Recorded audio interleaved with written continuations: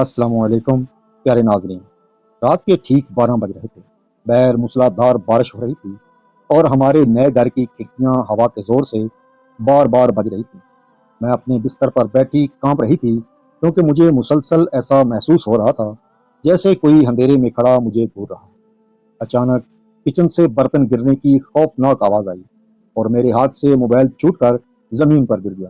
میرا دل اتنی تیزی سے دھڑک رہا تھا کہ جیسے سینہ پھاڑ کر بہر آ جائے گا، مگر مجھے بالکل اندازہ نہیں تھا کہ اس رات میرے ساتھ ایسا راز جڑنے والا ہے جو میری پوری زندگی بدل دے گا۔ اگر آپ بھی سسپینس، جذبات اور خوف سے بھرپور کہانیاں پسند کرتے ہیں تو اس کہانی کو آخر تک ضرور سنیے گا، کیونکہ اس کا انجام آپ کو حیران کر دے گا۔ یہ سب اس دن شروع ہوا جب میری بھابھی شازیہ ہمارے گھر دلہن بن کر آئیں۔ شروع میں سب کچھ بہت اچھا تھا، مگر صرف ایک مہینے کے اندر گھر کا سکون ختم ہونے لگا۔ میری امی سلمہ بیگم بہت سادہ اور محنتی خاتون تھیں۔ وہ چاہتی تھیں کہ نئی بہو گھر کے کاموں میں ہاتھ بٹائے، مگر شازیہ کو گھر کے کاموں سے شدید نفرت تھی۔ میرا بھائی فہد اس سے بے حد محبت کرتا تھا۔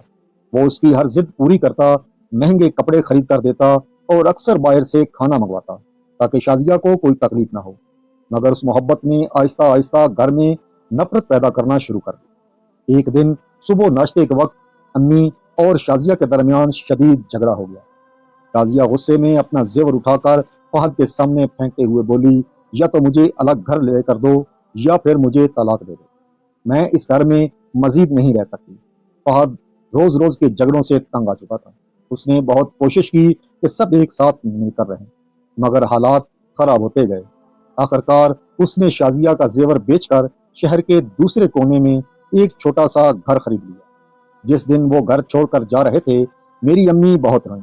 ان کی آنکھوں میں وہ درد تھا جو شاید صرف ایک ماں ہی محسوس کر سکتی ہے، مگر فہد اس وقت صرف اپنی بیوی کی خوشی دیکھ رہا تھا۔ میں اپنے بھائی کی بہت لاڈلی بہن تھی۔ میں نے ضد کی کہ کچھ دن بھائی کے ساتھ نئے گھر میں رہوں گی۔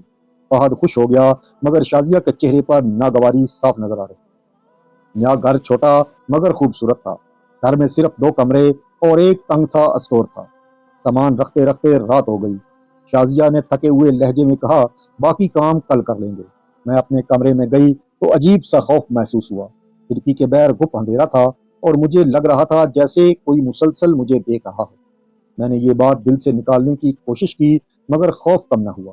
اگلی صبح شازیہ نے مجھ سے کہا، نئے گھر کا صدقہ دینا چاہیے، اگر کوئی فقیر آئے تو اسے خالی ہاتھ مت بھیجنا۔ دوپہر کے وقت واقعی دروازے پر دستک ہوئی۔ میں نے دروازہ کھولا تو سامنے ایک عجیب سا فقیر کھڑا تھا۔ اس کے لمبے بال، میلی چادر اور نیلی آنکھیں بہت خوفناک لگ رہی تھی۔ میں نے اسے کھانا دیا، مگر وہ مسلسل مجھے گھورتا رہا۔ میں واپس اندر آئی تو شازیہ فوراً بولی، اس نے کچھ کہا تو نہیں؟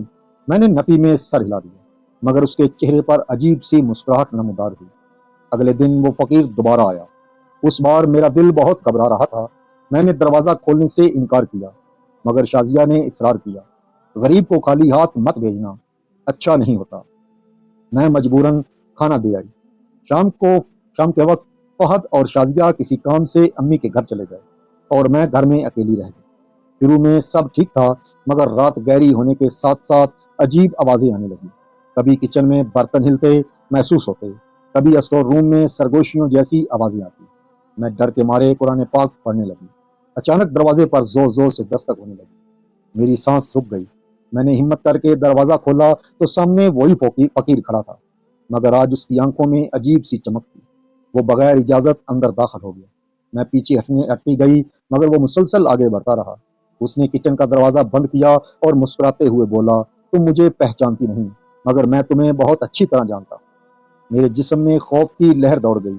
میں نے فوراً قریب پڑا بیلن اٹھایا، مگر اس نے میرا ہاتھ پکڑ لیا۔ اس کی گرفت بہت مضبوط تھی۔ وہ غصے سے بولا، تم نے مجھے دھوکہ دیا ہے۔ میں رونے کے قریب تھی، مگر خود کو سنبھالتے ہوئے بولی، تم پاگل ہو، میں تمہیں جانتی تک نہیں۔ وہ زور شور سے ہنسنے لگا۔ اس کی ہنسی اتنی خوفناک تھی کہ میرے رونگٹے کھڑے ہو گئے۔ میں بھاگ کر کمرے کی طرف دوڑی، مگر وہ میرے پیچھے آ گیا۔ میں نے چیخنا شروع کر دی۔ اسی لمحے دروازہ زور سے کھلا اور فہد اندر داخل ہوا۔ فہد نے آتے ہی اس آدمی کو زوردار دھکا دیا اور ایک تھپڑ مارا۔ فقیر زمین پر گر گیا۔ میں روتے ہوئے بھائی کے پیچھے چھپ گئی۔ فہد نے غصے سے شازیہ کی طرف دیکھا جو خاموش کھڑی تھی، پھر وہ چیخا، میں تمہاری حقیقت جان چکا ہوں، یہ سب تمہاری پلاننگ تھی۔ میرے ہوش اڑ گئے۔ پتا چلا کہ وہ فقیر دراصل شازیہ کا کزن تھا۔ شازیہ چاہتی تھی کہ مجھے بدنام کر کے گھر سے نکال دیا جائے تاکہ فہد مکمل طور پر صرف اسی کا ہو کر رہ جائے۔ فہد کی آنکھوں میں آنسو آ گئے۔ اسے احساس ہو چکا تھا کہ اس نے اپنی ماں اور بہن کو چھوڑ کر کتنی بڑی غلطی کی۔ اسی رات ہم سب واپس امی کے گھر آ گئے۔